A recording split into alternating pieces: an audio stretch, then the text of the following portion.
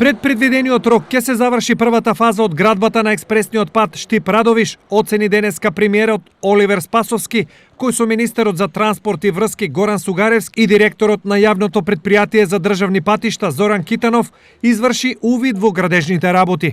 Самиот факт дека оваа градба ќе ја завршиме пред рокот, тоа покажува дека преку едно посветено работење, интензитет кој што го даваме, е можно да многу побрзо ги реализираме сите овие проекти. Затоа за нас како влада, за мене како претседател на владата е многу важно да и во вакви вонредни услови капиталните инвестиции максимално се реализираат преку посветеност на сите кои што работат. Покрај забрзаната динамика за финализација на првата фаза, министерот Сугаревски најави и забрзување на темпото на градба на улици и патишта во соработка со општините. Очекуваме до крајот на месецот или почетокот на идниот да се објави веќе првиот тендер за улици и патишта.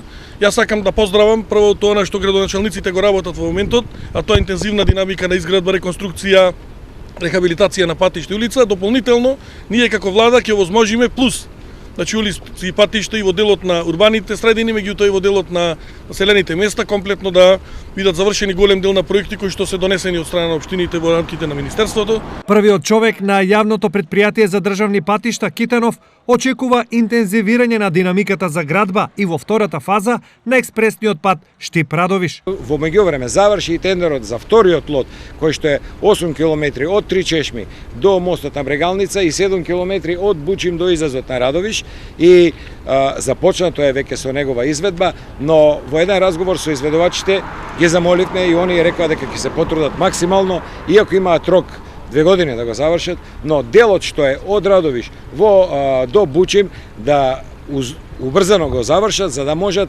кој ќе го пуштиме, да го пуштиме како една целина. 83% од работите во првата фаза се завршени. Истата вреди 27 милиони евра, а наредната година е период кога и оваа капитална инвестиција ќе биде комплетно завршена.